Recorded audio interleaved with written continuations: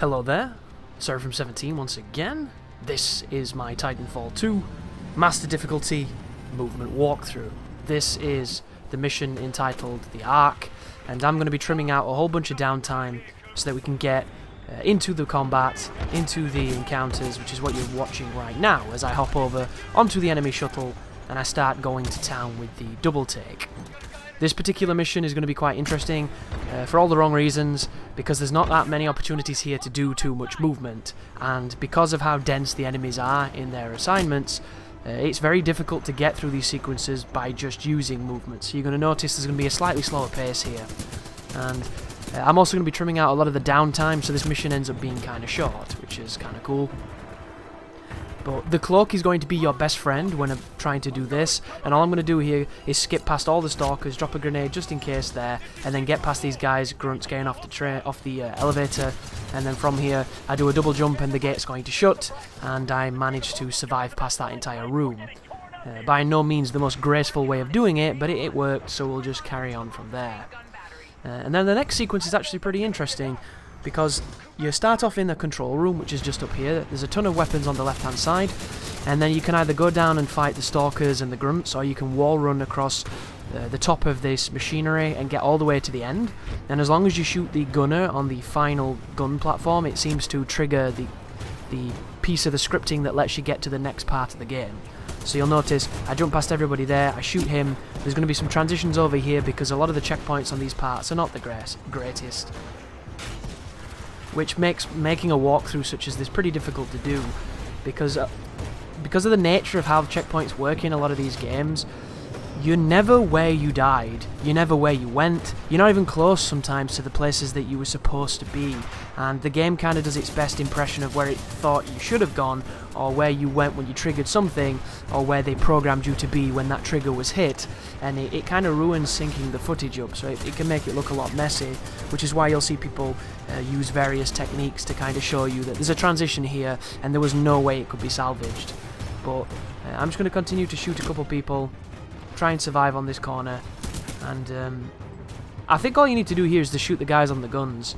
Normally, once draws and everybody start talking, it cuts to the next sequence, but I'm not entirely sure of a lot of the triggers on this part, so you'll have to bear with me, guys. Oh, that's it, you need to shoot him. I shot the wrong gunner. As long as you shoot the guy who's on the anti-tank thing, or the anti-air missile thing, or whatever it is, as long as he goes down, it will trigger this conversation, and you can carry on. It's one of those things where, unless you know the scripting, it can be tricky to understand exactly what's expected of you, but once you know it, you can do it, and then you can get on with the rest of your life. So I've been having some technology woes, and yesterday was a horrible day because of it. It was one of those days where I couldn't wait for it to end, and today started off kind of shitty too.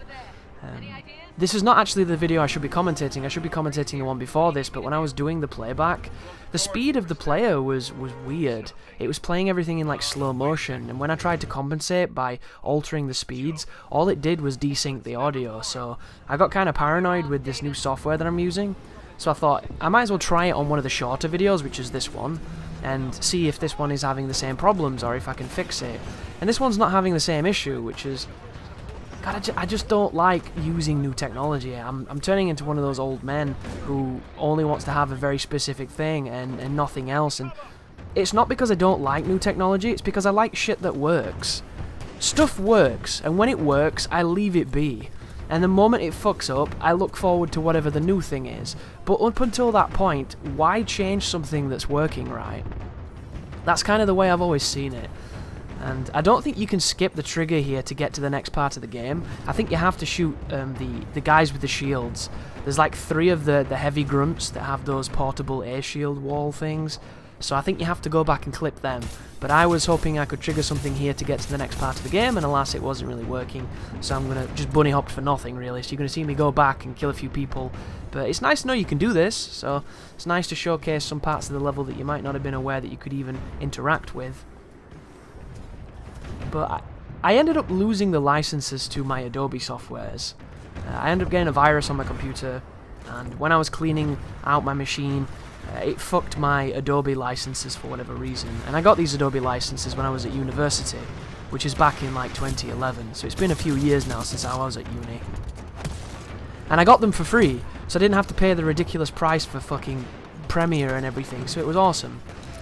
I was taught to use Adobe Premiere CS3.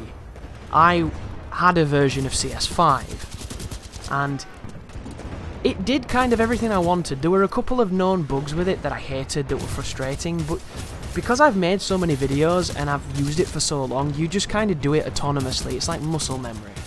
Now I've upgraded to, is it CC 2015, something like that, and everything just looks so very different. Everything just looks like they've made it look fancy and professional. It reminds me a lot of Avid. If you've ever edited with the Avid Studio on one of those fancy setups that looks like a mixing desk, it looks a lot like that.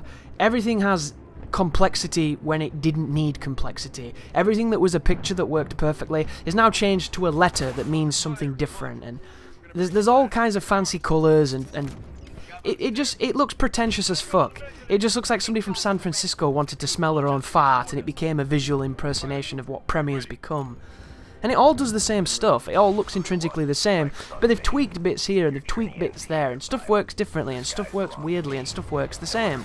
So 99% of this is all the same, but every so often there's these few niggles that aren't. And it's going to take me forever now to get used to this, because I'm so used to an older version of the software, and in a lot of ways the older version works better in my opinion. I'll probably completely change that opinion once this becomes second nature, but at the moment I'm just looking at it and scoffing and being like, well, what's the fucking point? They put a spoiler on a kite. Who gives a fuck? You know, that's what it feels like. I'm taking on Viper right now. These first few enemies that you kill, you will get a checkpoint, and then after that you can use whatever you want on Viper. I wanted to try and get a fun and interesting fight with this boss, so I decided to use Tone to try and hit with some ultimates that end up missing, and then I wanted to kill the boss by using the Vortex Shield to finish it off. So this was pretty much the most exciting battle I managed to get. Some of the better and stronger ways to kill this boss are to manipulate when it's on the ground, and then use either Scorch or Ronin to deal massive damage, and then use whatever shields or walls you want to do, and then hit it with the stuff that's easy to hit it, like the lock-on hits. This is easily the most difficult boss in the game, so if you die a few times, it's perfectly fine. It's a boss that's hard to hit and does massive damage when it hits you, and it hardly ever misses too. It's very difficult to dodge, so just take your time, you'll be fine.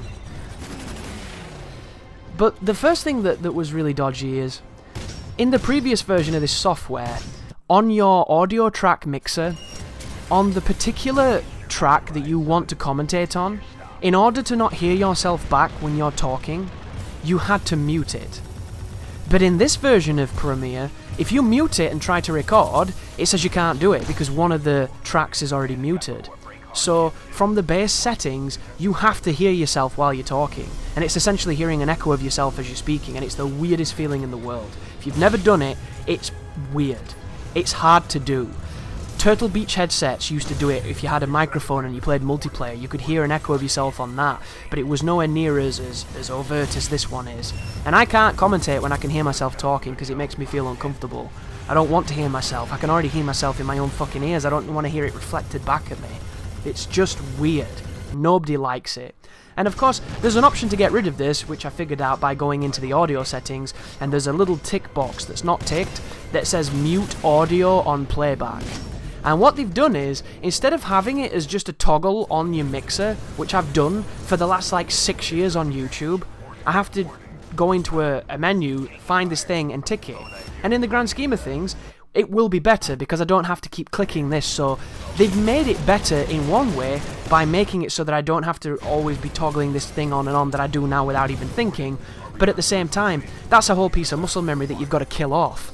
And maybe in a month I'll not even remember that this was a problem, but like, the simple things you take for granted, and then when they change, is there anything more obnoxious than having to fight new technology because you don't understand it?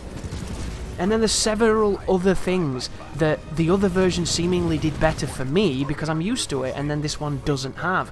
So I'll go to do something like I've done a million times with my hand and my muscle memory, and it isn't there.